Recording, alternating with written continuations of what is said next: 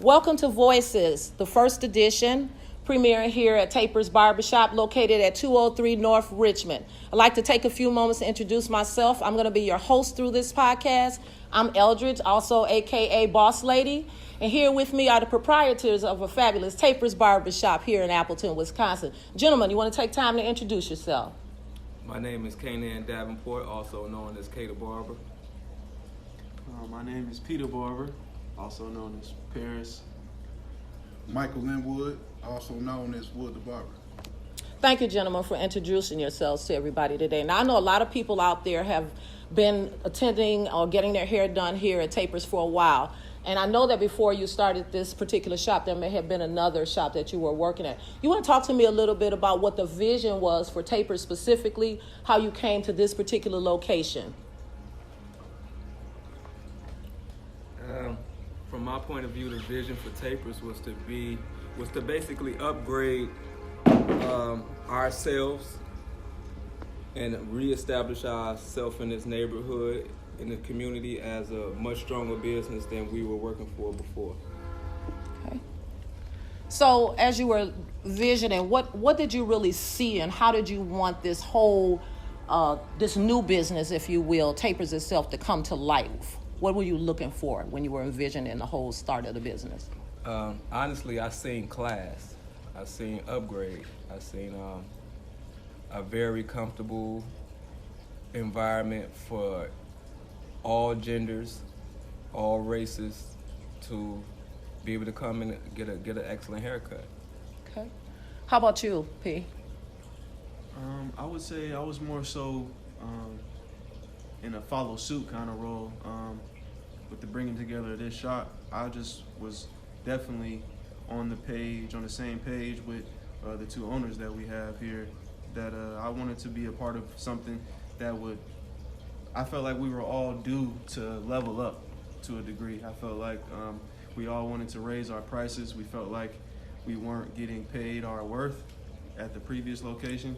But the location itself, visually and atmosphere-wise, wasn't a spot where we felt the customers would feel just of us raising prices and doing different things. So I was definitely just following the lead of K the Barber and Wood the Barber, in the sense of just being willing to participate in a whole team perspective and fill whatever role I needed to fill in that type of. How about you, Wood?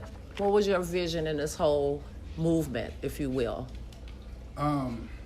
Yeah, like the barbers say, we come from another shop. We've been there for years together, and it was just time to upgrade. We wanted a whole fresh new look, a whole new fresh reputation. We wanted a place where everybody can come and get their hair cut, and we just won't be considered a black barbershop. We just be considered a barbershop that put out nice cuts. The location is 1 block away from where we were before, so we've been in this area for almost 10 years now. So yeah, we just wanted to give back with our after school, back to school backpack giveaways we've been doing for a while now, a number of years. Okay. And this is a good location for it. So as you talk about the vision, as each of you, it seems, shared the exact same vision, a key word that I heard was class. And class looks different to different people, and you were talking about the previous location. Was there a limitation for you to actually, let's say you would have took over that building instead, and maybe you became the proprietor in that particular location. What is it about this particular location that you can do to level up, if you will, like you said, P, and make this place classy so that anybody, regardless of who they are, will feel that, again, you said a really cool word, feel valued when they walk through the door? Because I heard you say that it felt important for you to feel like you were being paid your worth and that there was not the value being placed on the work that you were actually doing. So tell me about the opportunities or the options that this place here on Richmond gave you versus the place on College. Any of you? It was, like Wood said, a fresh, clean start. You know, it's cosmetically, it's much nicer. It's more room, more open. It's all around. It's just day and night. It's awesome. So it says to me that aesthetics, if you will, the Aesthetics, appearance of the shop was really important to you. And to me, that seems that that's a common theme, because all the shops that I've ever gone to, the aesthetic was what draw me in. It was something about going into the bathrooms too, you know, had to be like a certain kind of way, because you know how women are. But again, like you say, the aesthetics. And then what other things gave you the opportunity for growth in this area that may have not given you the growth that you were over on the other spot? I can attest to say I felt like having a core group of all like-minded individuals. I feel like that was key, because I feel like it was as a team we wanted to move in a direction, but at a point in time everyone's mentality wasn't the same, and so that brought division to a degree. Not to the point where we couldn't work in the same environment, but to the point where I felt like throughout the tenure of being at the previous location, there was a certain point in time towards, you know, getting closer to the end, of course, where I felt like K and Wood and I myself, to a degree, felt like a split was gonna happen at some point. A new beginning needed to happen. I felt like we all knew that we wanted to give that to the customer. You know what I mean? It's what we want, but we also wanted the customers who've been down with all three of us this whole time. Majority, you know, more so these two, because I came in through the foundation of what these two had already started to put together for years before I even came into the fold, you know what I mean? But being blessed enough to build a clientele through that platform, it was something that we all wanted to make sure that when a customer comes in, we wanted the customer to feel as though they were respected, valued. We wanted them to feel like there was no discrimination of any kind. And in this area, being that it's a multicultural type of area, that's key. You don't want anybody to feel like they're not welcome. Right, because right. that only limits your ceiling, you know. Right. What I mean? So we wanted to manage that as much as possible. So I feel like the new place that we've only been here for a year.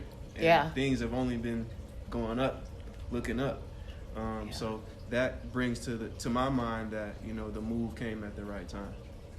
Yeah, you talked about a couple of things. So first of all of you seem to have had the same vision, like the vision of what it should look like as far as, again, beauty, what type of paint that we should have, how the lighting should be, cleanliness. Those things all seem to be important. The parking, I noticed that the parking is extremely much more easily, you know, to navigate. You can navigate it a lot easier. There's a lot more space back there.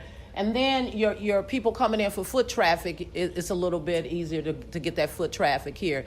The one thing that really stuck out for me is the teamwork makes the dream work, the whole philosophy of dream work. So talk to me a little bit about how important it was to the other two people here about teamwork and how you make that teamwork actually happen on a day-to-day basis.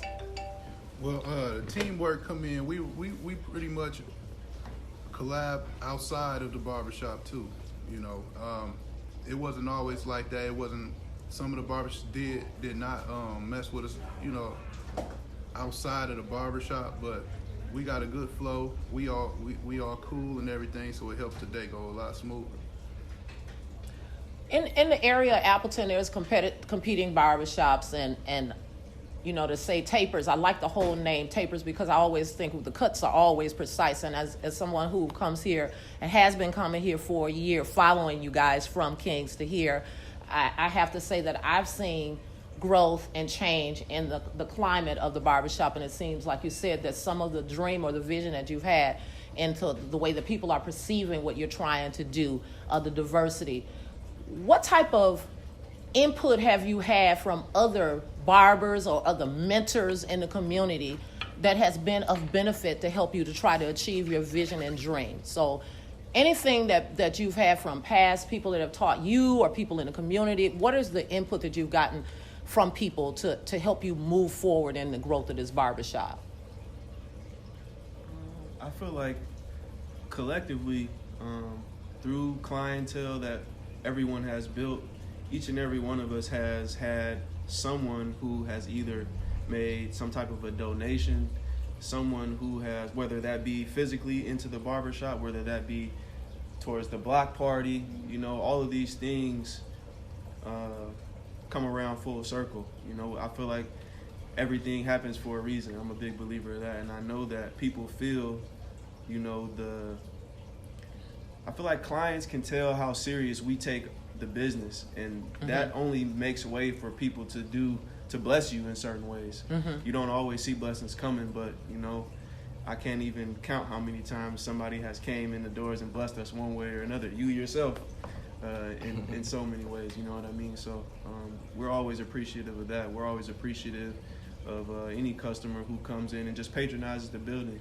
Even if you're just coming in to say hi, you know, it could be a Saturday, we could be pumping. You might not be able to get a haircut, but if you're coming in to say hi to us and, you know, stop down and fellowship with us, we appreciate that. Even the smallest things matter. And we want to reciprocate that to the clients to let them know that those small things matter. You brought up a really good thing, P, and I want to have you pull out on this, K, about the community. And it's a two-way service. Like, you know, mentoring, you can have reverse mentoring, young people mentoring old people mentoring young people. But as you spoke, as P spoke, I heard him talk about, and I heard Wood earlier say about community. So talk to me about the boomerang effect by the community putting into you that has now possibly made it for you to be able to do some outputs. And talk about, you can talk about the block party here, because I think this is a great opportunity to talk about how the community benefits one another and how we continue to help one another. Yeah, it's definitely, like you said, a boomerang effect. With anything, you take care of people, people take care of you. You know, so we've been taking care of people in this area for quite a while, to the point to where we are able to make moves like this in this area. These are nothing more than the crops that we planted years ago. You know, we still eating off of the seeds that we planted years ago, and it's a beautiful thing. You know, because it takes us and it takes the community as well to water those seeds in order for it to come to fruition the way it has right now. Are you seeing seeds sprouting the fruit that you have actually planted? You didn't plant apples and get oranges, did you? No. Seeds have definitely been planted. I mean, you get a certain vision from a visual perspective, and I know the fellas can attest to this too. You see that, you know, there's kids that I started cutting their hair when they were, small kids, toddlers, or maybe first, second grade, and now some of these kids are in high school. I've cut in some middle schoolers who are now graduated and off to college, and so, you know, you got to think somebody coming back to your barbershop every week or every other week over 6, 7, 8, 9, 10 years of time. It's a lot of money in there that somebody has spent and dedicated to either you personally because they rock with you, or just the business in general because they really enjoy coming back to the business. You know what I mean? We that's the environment that we all strive to provide. Yeah, I've seen a really cool thing happen. Myself being someone who's come to this shop, I came to the shop initially. I came to get my hair cut, and I feel like I'm part of this family here. And I want to change our conversation just a little bit and talk about the power of the Black barbershop and what it really means to me. You know, my husband passed away about a year ago, and before that time, he was the only person that I would ever let touch my head. And so after he passed away, of course, I needed a barber. And, you know, we know how women are about their hair. So you put that, me being a female, and then having to go get a barber, I need to find some place called Taperz and make sure that the cuts are going to be precise. So when I came here a year ago to get my hair cut, I was searching for a barber.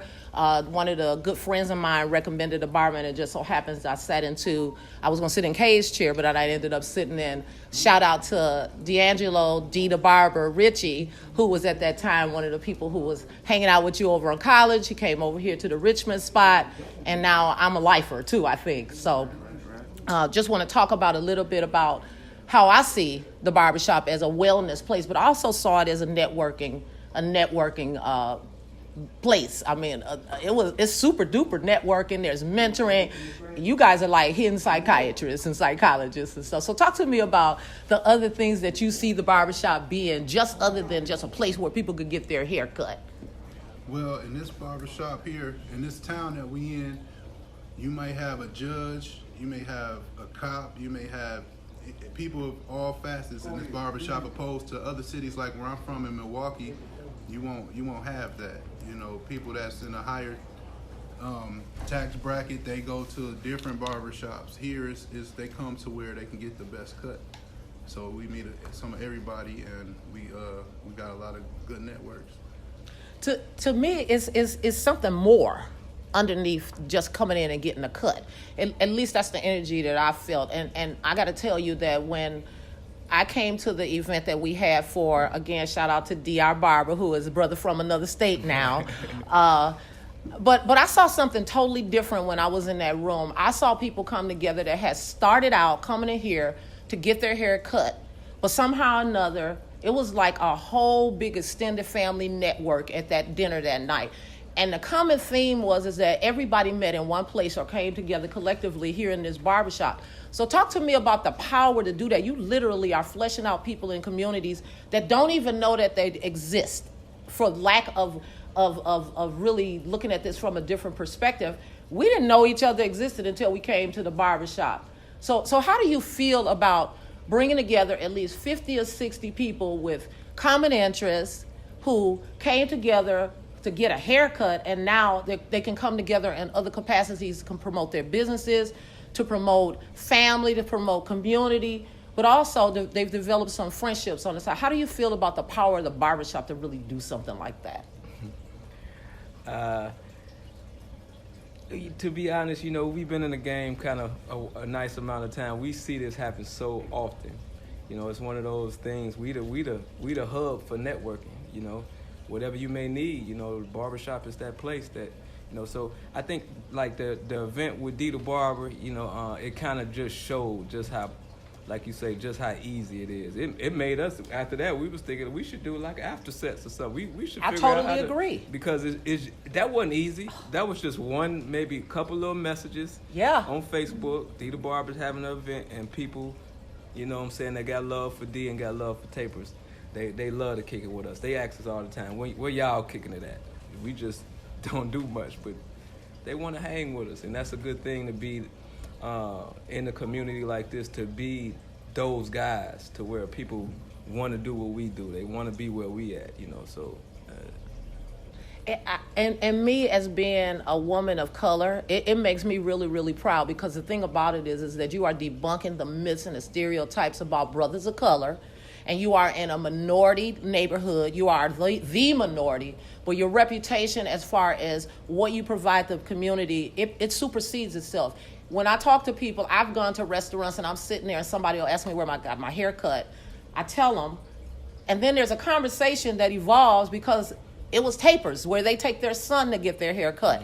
And from there, I've actually developed some stronger relationships with other people in other places, now in the service industry and non-service industry, just as a result of coming into the barbershop.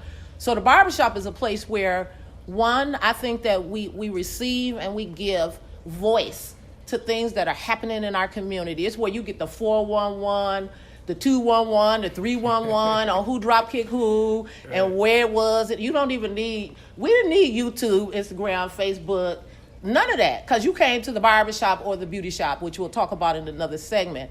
But the barbershop, just coming in here and having that welcome attitude. So there's a lot that goes into this business. I know people walk in here and they think, oh, I could do that. But I want to talk a little bit about the EN voices, which is like the education that's needed. Everything is a process. So talk to me about the process, and I want to hear from each three of you a little bit about the process you went through to be, first of all, your decision to get in this particular profession and decide that this was not going to be fly by night. It was going to be your occupation, your long, long career. And what did it take for you in terms of challenges, sacrifice, education, in order to move through the process and to be where you are now? So I'm going to start with you, Kay. Education-wise, I guess I could start there. Education-wise, you do have to go through, in our case, cosmetology school, which wasn't the easiest to go through. But mainly, it's a hands-on type of field. We learn by repetition. Everybody's skills are where they are because we cut repetitiously. For me personally, why I chose this field was because it's just something that I've always liked to do. Short story, my mom's used to cut my hair when I was a kid. She got really good really fast. My friends didn't believe my mom's cut my hair. She got so good, I felt like if she could do it, I could do it. Okay. And I kind of been in the barber game ever since then. How many people's heads were your mother practicing on? 3. It was Okay. 3 of us. Okay. 3 boys. She got 3 boys, So she got really good. really good, really fast. And from that, you felt the urge and you got the bug. I definitely felt I could do it. Okay. I definitely felt I could do it. So that's kind of where it started for me. You know, that was when I was maybe 14 years old. Okay. I've literally been cutting since then. You know, I took some breaks in between, went to the military, done a few other things, but majority of my life I've had clippers in my hands. By the time I was 18, I was cutting in a regular shop with grown men with clippers in my hands. So to me, this has always been my bread and butter, you know, as long as I can remember. Formal education. If someone was going to do this, what formal education? You said it was hard. What made it hard? What made it hard was I was specifically going to cosmetology school just to get a piece of paper. Mm-hmm. So it was a lot of other variables that I had to do in order to get there, meaning cosmetology type stuff, you know, facials, manicures, pedicures, all of the stuff my goal was not to use those things, you know, it was just more so set on just being able to cut in the state of Wisconsin. Has that changed? Have you changed your perception when you looked around and see what the opportunities are for entrepreneurship by expanding your vision? Have you thought about it? I'm not sure I understand what you're asking. Would you ever consider offering those types of services, expanding beyond than just a haircut? You know, you talked about facials. Possibly some. As the team grows, I think we may be able to offer more services, but at the moment, we're still trying to build from the angle that we're experienced in more so. Got you. And I like that because sometimes we try to do too many things too fast and we fail at everything. So if Taperz, and you do that well, you taper people really well, and that's what the name says, okay, you know, the quality goes in, I guess, like RCA says, before the name goes on. So you guys knew you had the quality, you put the name on the door, and now you bring the people in. How about you? What was your education? For me, my education was, of course, I got into cosmetology school as well back in 2010. I grew up in Las Vegas, and I had previously was getting into, you know, all types of crazy stuff, you know, out there. Fortunately, I was able to not go to jail or anything like that. But I don't know what came to mind. It was like one day I just wanted to get into something that would be solid, that I could stand on, that I could build on. And from what I was doing, that wasn't gonna lead me nowhere fast, you know what I mean? So I was fortunate enough that I had a brother in this area who had gotten out of prison actually, and he just laid a foundation for me to have somewhere to be while I attended school. So once I got that opportunity, I jumped on real fast. And lo and behold, at that time, my brother was getting his hair cut by K. And wow. This is before I even knew K. Okay. So the universe was at work behind the scenes. The creator was there before you even knew. Everything works and happens for a reason. Yeah. I knew coming to this area that there wasn't necessarily barber schools. And through talking to different people, I figured out that I would have to go to cosmetology school and do, like Kay said, more than what I thought I would have to do to become a barber. You know what I mean? But if it was, for me, it was a necessary sacrifice because this is where I was gonna move to, and there was no way around it.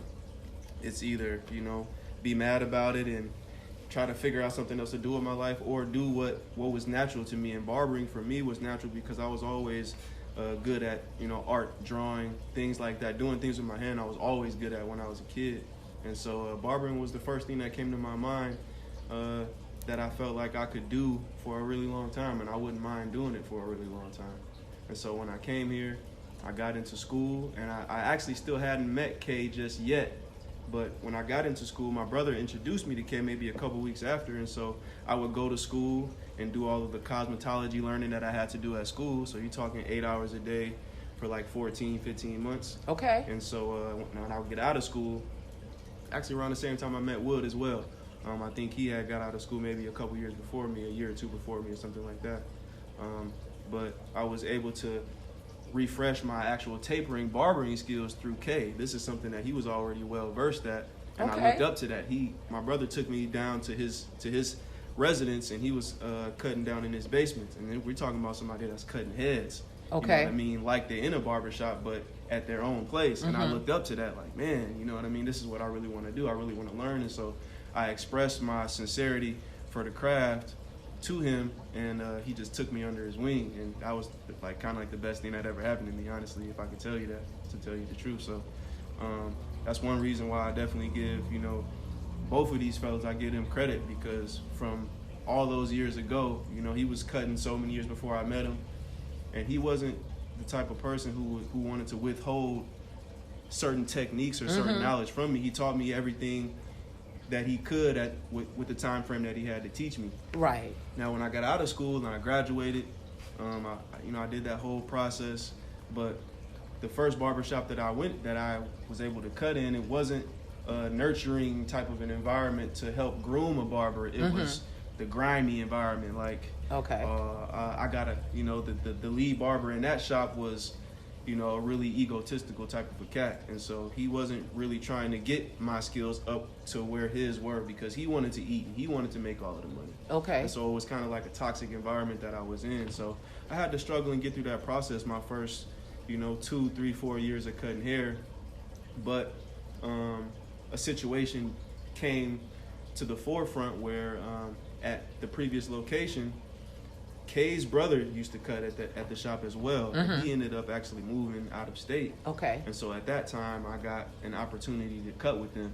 And my skills were, better than out of school, but still not groomed to the point where I felt comfortable doing anything or cutting anyone's hair. Well, they say access to success is if you get an opportunity to actually apply what it is that you've learned. I heard a couple of things here before I go to Wood on this, is that you said some things that I hear in lyrics from dedication, hard work, perseverance, You gotta work. patience. Yeah. I heard those things, and the reason why I really wanted to dig into this piece of it is because so many people see the finished product, and I think that we have so many podcasts and so many videos out there that talk about the finished product. It shows us the finished product.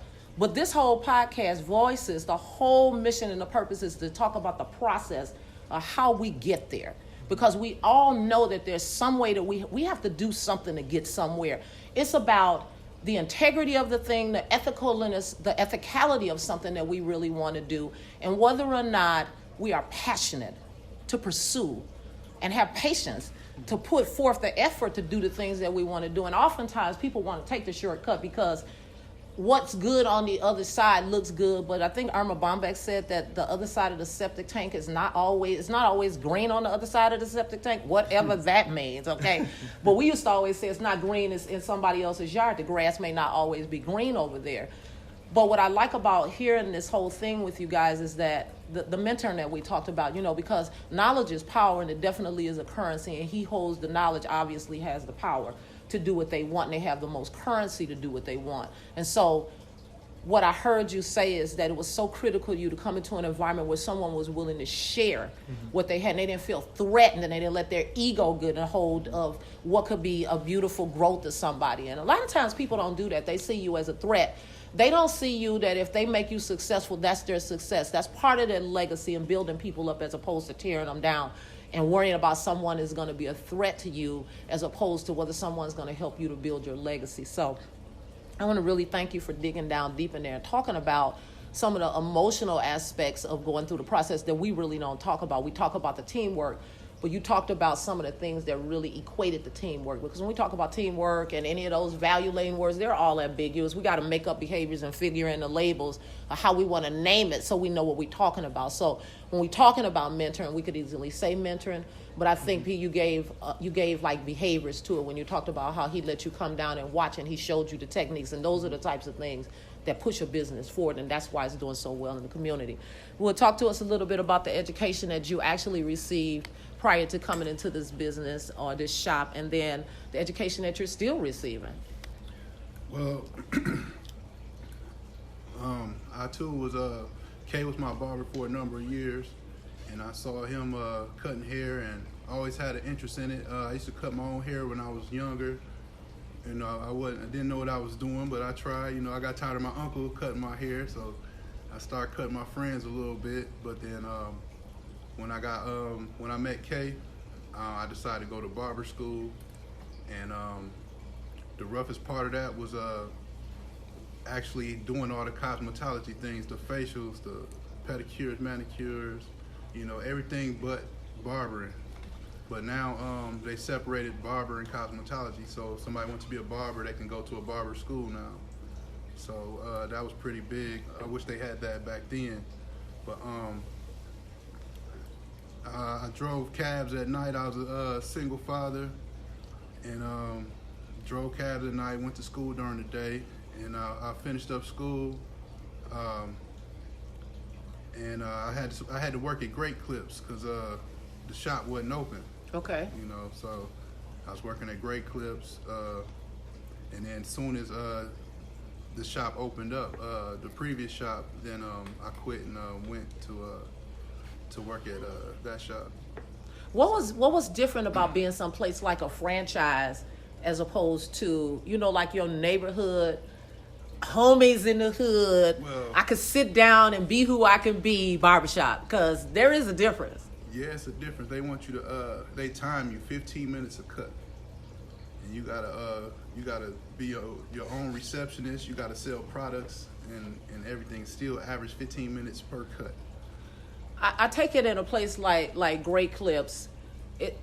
Are you seeing a lot of diversity in the types of haircuts that you're cutting there? Because a 15-minute haircut won't work for me. I can tell you that right now. I require a bit of 45 minutes to an hour, and that's not like because I need a whole bunch of help, but you know, the skill, the mastery. To me, barbering is not just a go in and clip things off. Talk to me about how you see barber skill, and do you feel like you talked about it earlier, just being valued for what you do?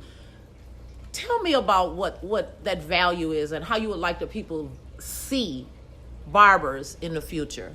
Because we know what we saw in the past when you look at Barbershop, like the movie Barbershop, and we got Cedric the Entertainer when he turns into the old barber, and then what we saw as the face of the barber. But what do we see now as the face of the barber? Because they look different than the barbers I used to go to. Keep me in the shop all the time now. Back then I wanted to run. But now it's like, okay, let me go down to the barbershop and see what's happening, okay? What you mean, though, Miss Eldridge? What you talking about, like... Well, the conversation, the crowd, the people seem to be more engaged. There's a young-hearted crowd. There's not this... It's not a bunch of old people sitting against the wall waiting on the barber to come and cut their hair. I mean, it's a different hub. It's a different vibe, if you will, when you come into the barbershop of today versus yesterday. Well, barbering to me, it seems as if we're on stage at all times. Okay. So it's like we come to work every day and perform. You know, no different than an actor or no different than anybody else who performs. But one thing that I will say, and I don't know if this is to your question or not, but our vibe that we got amongst each other radiates to the crowd. Yes. So what I'm saying is we've been in positions where we wasn't all vibing the way we vibe now. You know, and the customers, I believe, could feel that. Yeah. We cut together, we eat together, we drink together. You know what I'm saying? And I think that's a brotherhood that we got that sets the tone for the environment that we have here. So in other words, if I hear what you're saying, you put me in a really good position here. You're saying your energy is in sync. Yes. And you all on the same frequency, if you will. You may be at different places on the spectrum of the frequency. For the most part, y'all on the same frequency. Again, you all have the same vision. You talked about the aesthetic. You talked about that energy spilling over to the clientele. It is evident when you walk in here. There is a certain type of an energy. There is a certain type of a vibe that when you come in here. For you, P, you're the youngest of the group, right? Yeah. So I want to be very careful on how to say this, because there is a difference if you went into a barbershop where there were men who were 60 that were the average age of cutting hair in there versus your brothers here. Is age a factor in helping you to connect with your team here? I would say, honestly, for me, you know, I've been told a lot throughout my life that I have an older soul. I mean, I might not look like that on the outside. I got a more youthful look on the outside, but I identify with everything that bridges those two things together. So for me, I feel like my position in this shop is, you know, younger guys identify with me a lot, whether it's tattoos or we like the same type of fashion or whatever it may be. Those are things that I've always used as my personal tools to maybe broaden my clientele when my skill set couldn't do that. You get what I'm saying? So I've always relished in that role, and I like that role. You know what I mean? And Yeah. I also have a great respect for everything that comes to pass for us through, you know, like for instance, K might have more. These two might have more clients that are of age than I do. You know what I mean? But that doesn't. No one can tell the difference between what we have going. Neither one of us is, and I think a big thing is to say this, that neither one of us is trying to undermine the other. And that's what people can see that a lot.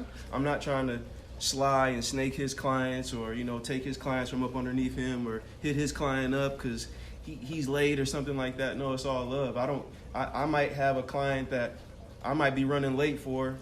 I want K to cut his hair if he can. I want Wood to cut his hair if he can, because it just makes everything run so much smoother when everybody feels like I want him to eat just as much as me, if not more, and I want him to eat just as much as me, if not more. Right. I don't feel any type of way that I'm not in a manager position or owner position. I like playing. I like being a part of a team. I know that my time will come when I'm going to be an owner. I know that. That's something that's already, I feel like it's destined for me to do, you know what I mean? Because I feel so passionate about what I do that I wouldn't want to give this up for anything. You get what I'm saying? So, Right. and that's just something that I've been fortunate enough to be blessed with due to what they've done for so many years before I came into the fold. That's just, all of that's trickled down from that, you know what I mean? And so, Right.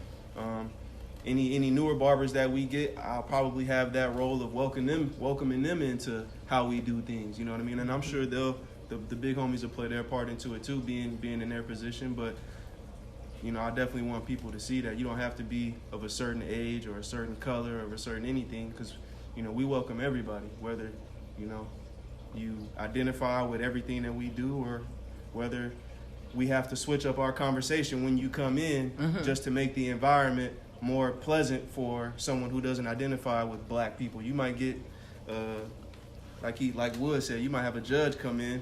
He don't know about a lot of the stuff that goes on in the black community that he might discuss so freely. Or he might not identify with something we might have on TV, a certain movie, you know what I mean, the language or whatever the case may be, but we're willing to make that sacrifice in that instance for everything to work how it should. And that's the biggest part. As long as each and every component of our team is willing to do that, we can't lose. I feel like we can't lose that. You have really eloquently articulated several philosophies of many of the leadership models that I've taught in the past in corporate America, and many of the strategies that they're actually trying to execute in corporate America. Teamwork, having that vision, that one vision. There are companies now trying to get people to be one, whatever the name of the company is. And I can truly say that when I hear you speak, all three of you, you are operating as one Taperz. There is no separate agendas here, and that we all should have one philosophy in mind of what the business outcome and the mission and the purpose of the business is. As far as we know what happened, you guys came from one area, you came and you bonded together, you're here in this space as a collective, as one entity, bonding and bringing people together, the community, one haircut at a time, because it's literally what's happening. I think of y'all and I always make jokes and say, hey, I got the alphabet barbers, I'm going down to see K, P, D, Wood, you know, whatever. But it's all love. The last thing that I really want to talk about is, in this whole scheme of things, the service. Where do you see, what's your vision for the service and what this barbershop, the legacy that Taperz is going to be known for, no matter whether it sits at 203 North Richmond or if you move to another location? When people hear the name Taperz, what do we want them to see? When you hear the name Taperz, and if you've been here before, you're going to know that it resonates. Good quality haircuts of all textures, all types. We're not just a black barbershop. We can cut anybody. What would you want them to know, P? I guess to bounce off of what Wood just said, you know, we want people to really feel welcome, you know, and being able to cut all types, all hair types, any race or creed, any religion, you know what I mean? We don't want you to feel like, oh, it's like I want to go there, but I don't know if I'm gonna feel weird or if I'm gonna feel nervous, or you know, we and sometimes it takes a couple of times of someone cutting their hair to understand that, because there's so many people in this area still to this day that aren't so familiar with black people. They might feel they have their assumptions about us because of how things have always been. Or they Now, see a lot of depictions of us in the media. So, and That's to come right. into a barbershop where there's all men of color can be very intimidating. And you may have the service that people want, but because of those depictions and stuff, people come through the door and they're still intimidated. So what you're saying is that, one, the service that you provide, the aesthetics, the way that you adjust, because you talked about it, maybe a judge or somebody. So what you're talking about is a skill that everybody needs in any role, whether it's leadership or not. Flexibility, malleability, you know, like a taffy. When you got to go whatever way, that when the heat is hotter, you're going to stretch out. When the wind is blowing in a tree, you go any way the wind blows. And it sounds like to me that when you have a customer, you are meeting the needs of that customer before that customer makes a complaint. You're so conscious of your customer and so in tune with the customers that are coming in that you're proactively striving to determine what their needs are going to be and fulfill those needs when they come in. Am I safe in saying that, Kay? I agree. Because when I think about it as well, you know, just to add to that, you know, when somebody say Taperz, I want them to right away envision an elite barbershop with elite barbers, you know. I feel that we have set a standard here in this area on what an elite barbershop looks like and what elite barbers look like. And I'm not trying to be come across in no type of way like, you know, ego-wise, but what I do know is I feel like the barbers here, we are the best in this area, you know. I said it, I meant it. Ain't nothing wrong with it. Ain't nothing wrong. It's nothing wrong with having that perspective, because that the work has been put in. It's not like it's something that's been said or a feeling that we all have that's premature. We want people to know that, you know, we feel like collectively, you know, we're the best team around. But and you know, in anyone else's shop, and they got their own right to feel how they want to feel. Right. You know what I mean? Right. But this is how we feel. You know what I mean? And like, I'm the youngest, and I'm almost 10 years in. You know what I mean? So everybody here, this is a 10-year minimum of the team that we got. Right. Just about, to be honest with you. You know what I mean? So. Do you guys feel like there was some kind of divine intervention here? Because hearing this story, I really literally do believe that when you have a vision, if you are passionate about it, that the creator of the universe will hear you and line up the people, the places, and the things that you need. I believe that this really was a divine intervention here. I do. Especially when we look back, we were just talking the other night, looking back a year ago. Yeah. And looking back on the moves we made a year ago, like, that was a cold move at the perfect time. Yeah.